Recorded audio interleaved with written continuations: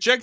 Oh yes, guys. Welcome to another episode. And as you can see right now, the Bitcoin price is still ranging. This is actually basically the same as it was yesterday. Something interesting is Solana. Solana, it's sneaky, man. It's sneaky. It is coiling up. It was here at the 122. It's coiling sneakily up to 150. Every day it's like, 2%, 3%, but it does add up. And if they can pump all the way to 190, they will enter a new bullish trend, which would be amazing. Guys, if they can pump here above 190, likely they're gonna snap to all-time highs, because if you look at it, all-time high, it's not even that far away. It's just here. It's at 260. So we go to 190, 260 is gonna be very, very quick. Looking at ETH, we're basically in the same situation as Solana, and it's also going to be interesting if we can go all the way here to 3.8, because if it goes to 3.8, it's also going to be all-time high time for ETH, and really like big all-time high. Likely not this that we just touch all-time high, but actually explode above 5K. This is key because you see many people are depressed, it's sideways, it's a bit boring, but when you look at the charts, we're basically one step away from a massive change in this market. I mean, literally, Bitcoin needs to go above 70K, Solana above 190K, because it also had a consolidation. And when you have consolidation, when an asset like Solana, for example, it goes to 190, let me actually bring it up. So Solana, for example, you remember it was already here at 200. So what does it matter if it goes back to 190 if it was already at 200? Well, the situation is very different. Here it was at 200 after a massive pump, like very few consolidations, just up and up and up and up. Now we've had quite some consolidation here. I mean, we've had quite a massive dump actually in Solana from 200, like 10, what the hell it was, all like 42% dump we've had, okay? And it's very common in the bull market. So when you recover after such a dump, it's way more powerful. Like 190 after a dump is not 190 in the middle of a pump. Because 190 after a dump means that now it's new holders, the JITs have JITed, they have sold, the hands are stronger, and that's why it's way more explosive. So let's see how this will evolve. Also, another thing from the Bitcoin perspective is to trust the process. We've just been a few weeks after the Bitcoin halving. How many weeks is it? Like 6 weeks or something? Like my weeks, they all come together. In crypto, it is like that. When you love what you're doing, you are in crypto. I don't know, guys, if it is Monday or Wednesday or Sunday, it's the same. But when you look at the big picture, you see that, for example, first halving, price at the halving $13. The year after, following year's peak was 1100. So I mean, you see, it's crazy changes. So prior to the first halving, Bitcoin was unknown. When the price in dollars ballooned from double digit to 1,000, however, Bitcoin did begin making some headlines. And then it went to 1K, and then it retraced actually to 200. That's when I entered Bitcoin, guys. I entered here when it was 1K, and then dumped 80%. So we've all been there. We've all been noobs that buy the top, and then it goes minus 80%. And here's the thing. You gotta persevere. You just gotta be in this market. And I mean, as you can see from that time, guessing it at 1K, getting fully destroyed, and dumping 80%, and then where we are right now, this doesn't even matter that it dumped 80%. Next, the second halving. Look here. Price at the halving was 664, and then following year's peak was 17,000. So basically the year after the halving, the peak, you see yourself. So the question is, what kind of peak will we see in 2025? That's the big question, because it's going to be insane. It's going to be massive. Now, halving 3 is here, 9K, and the following year's peak was 67. Okay, and as you can see, with each and every time, it is a bit smaller. So here it was like 6.5x or something like that. The question is, how many X's will we do this time? And that's still undecided. The market will have to decide that. But we're speaking X's. We're speaking multiple X's. Is it going to be 4x? Is it going to be 3x? Let's see. But what's key to understand is that we are following the plan. We're trusting the process, and that's it. Guys, today we do a bit pre-recorded. I have just 10 more minutes. Let me tell you something very important. That's that if you use the link below, you sign up on Bybit, you can long, you can short, you can make money when crypto pumps or dumps in both directions. You can also use leverage to amplify your gains in both directions as well, whether long or short. Also with leverage, as you know, you gotta be careful because you can also amplify your loss if you don't know what you're doing. So always use risk management. And so using the link below, you get a big fat juicy sign up bonus. Number 1, you support the channel. Number 2, and number 3, you get a nice platform for trading any asset. They have new projects launching and so on and so forth. So on that note, let's go and let's check out the overall market. if we go here to Moralis Money and we go to top by market cap, and by the way, we made this top by market cap a bit different from CoinGecko, because on CoinGecko, like when I look there, I don't see interesting pumps, okay? I don't see interesting, they have too strong of a filter on CoinGecko. So when I go there, for example, I don't see stuff like this, like freaking Billy, Meta, like it's rarely, sometimes I see, but they have too strong of a filter, because I guess they're really afraid that they show some some scam or something. So, but in most cases, they just miss out on many coins, and their algorithm is not showing it correctly. But anyway, so we've done a bit different here, where each and every day, if you go here to top by market cap, and yeah, you can, it's basically like CoinGecko, but a bit with a bit more relaxed censorship, okay? We still want to ensure to not show like blatant rug pull, because here's the thing, if you just look at the percent gained in crypto, you will have rug pulls having like 1 trillion% gain. So you always need to have some kind of filter or censorship, or how the hell you want to call it, because if you have low liquidity in your coin, I mean, obviously it can moon 1,000,000% if you put in $10, okay? So you always need to have some smartness behind it, but it needs to be a limit, and also that limit, how you do it, needs to be adapted to who you are as a person. Are you experienced? Are you not experienced? Are you a noob? Will you get wrecked because you click all buttons? Or do you have a brain? And so on and so forth. So we have adjusted it to basically be still as safe as possible. Only we do protected activities, but we want to see more stuff. So the top gainers today: Billy, Metaplex 21%, Nakamoto Games 18%, Constellation 14%, Maple 13%. Looking at the 7-day, let's see here actually what happened during the last 7 day. Billy Steel, eCoin, PayPay, Michi, Helio Mobile, Zignally. All in all kinds of coins doing well. And looking at the top market cap, it is basically sideways. What is BNB? BNB, man, it's been doing so well. BNB, the performance of it is crazy. Great work by Binance, because you look at BNB performance. Let's actually check it, and then you compare it to like any other coin that is an altcoin. Crazy. So everything is going according to plan with Bitcoin, with alts. Alt season we discussed yesterday with the Bitcoin dominance. Let me show you something important. This is the clouds on the horizon. This is the storm that is approaching very quickly, and this is basically the public debt crisis. On this channel we've been discussing public debt crisis as the next economic crisis. It's not going to be mortgage like in 2008. It's not going to be .com or some tech stuff like in .com. There's always something new, because crises, they never repeat. It's not going to be the same as in the Rona situation. It's going to be something new, and this time it is the public debt crisis. That's going to be the next big financial turmoil, and it is around the corner, and BIS is warning against that. This basically means that when you look at different governments and their debt, it's so high, it's crazy. You look at the US, the interest rate payment, the debt and the interest rate payment is ballooning to such an extent that it's bigger than defense budget. The interest payment that the US government is paying each and every year is bigger than the defense budget. Okay, I mean, think about that. Just the interest rate, not paying off the debt. So the same thing is obviously across the board. You have countries in Europe, you have all kinds of problematic situations with the public finances.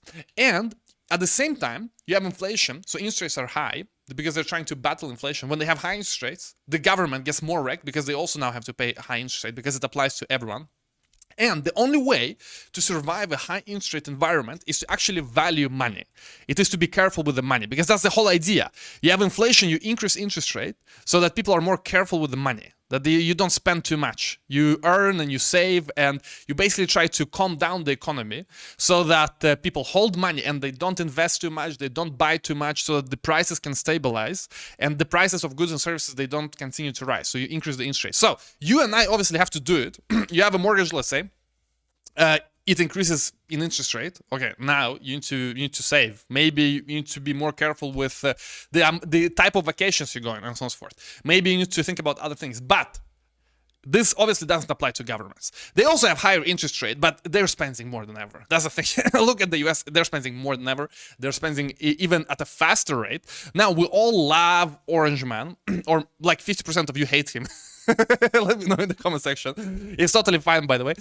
But One problem is that, man, there is a lot of tax cuts, which we all love, but how are they going to get financed? Who the hell knows? I mean, obviously, it is for freedom perspective, we want to remove tax, but from the public finance perspective, they're in such a bad situation that there is no, like, what will you do? You will decrease tax, okay, but it's just gonna get like this debt is not gonna go anywhere. Like, and also imagine this: the U.S. dollar is losing its position as world reserve currency because of their own willing with the sanctions and all of that. It's just not a neutral global currency anymore, which means that they cannot print as much. Like, they cannot inflate the dollar because everyone has it. So they have to actually be productive, have taxes and all of that. So, whether it is Trump, whether it is Biden, actually doesn't make too much difference because the situation is helpless. Like, there's no way out of it. Like, you have to reset the system or something. This never has been done, okay? This current situation. They have to reset the system somehow. So if you are in the US, you can expect basically that taxes are gonna rise. Maybe Orange Man comes in, he cuts them temporarily, but this thing is gonna spiral out of control. And this is basically what this report is saying. Like, BIS, this final boss, by the way, of crypto, he's saying that, listen, rising government debt is the next threat, is going to be a massive threat. And the governments must cut short the rise in public debt and accept that interest rate may not return to pre-pandemic ultra low levels. We need a solid foundation to build upon. And obviously, when you want to win an election, you don't want to go into election cycle saying that we're gonna be careful with the money, we're not gonna give you all of the benefits, or all of the different things that we give you for free, and so on and so forth. We will increase your tax. Like, no one is gonna say that. So this is what BIS is warning about, that governments likely, well, they're not gonna do this. They will instead spend more because they want to be elected. So with interest rates not about to go to ultra low levels and cost pressures from aging populations, that's another problem, aging populations. Because when you have all of this debt in the US and Europe and you don't have a productive class, and you have a shrinking productive class that is shrinking every year because of aging population, because of other policies, and so on and so forth. More and more people don't work. They just expect things to basically fall from the sky. Like money, some people think it falls from the sky. You can just relax because the country is rich, but it was maybe rich before, and now it's going to zero. So climate breakdown, all of this climate stuff, rebuilding defense. So all of this is like non-productive at the end of the day. It doesn't produce, and you cannot pay off the debt when you are not productive. Economic stimulus plan and rise in general also this protectionism, because when you have protectionism, you're not as productive either. When you have global supply chains like it was before Rona, you can build more stuff. Like, it's just more efficient. Now, you can say there are many reasons to have protectionism, be independent, this and that. Perfect. Like, there are reasons for it. But to fight the debt is not the reason. To be protectionist and to fight the debt is actually very bad. Because, again, you're not as productive. You will have less goods and services. You can do less cars, like less electronics, what the hell you're doing. So it's another problem. So it's inevitable, guys. Like, all of this is gonna collapse. Like, what's happening right now, you gotta be in crypto. You gotta have a good exposure to crypto. So protections could unsettle sensitive markets. They can surprise you with not much notice. Basically, he's saying that everything can collapse quite quickly. And he's pointing to the turbulence in Britain's markets after the Prime Minister Liz Truss budget plans, which put some pension funds at risk of collapse. Okay, basically, Liz Truss in the UK, she had all kinds of, as far as I know, tax cuts that were not accounted for.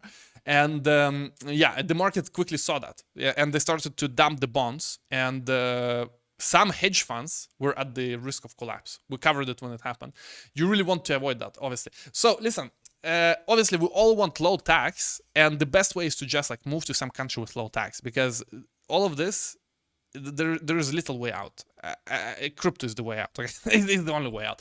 But for the economists, it's actually very little way out. Let's actually see what happens. Anyway, with Bitcoin, you can be at a comfortable distance from all of this, and you can just enjoy the show, basically.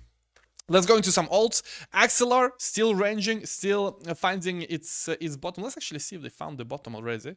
Yeah, I mean, it seems if they can start making the higher highs from here, it will be amazing if they have confirmed the bottom. But they have been mentioned in Binance research. You know, Binance, they do all of these reports quite a lot. And they had the section on transactions and chain abstraction. Basically, that Axelar is connecting all the different chains. They have 50 plus chains fully connected. And you can send messages, call smart contracts across them.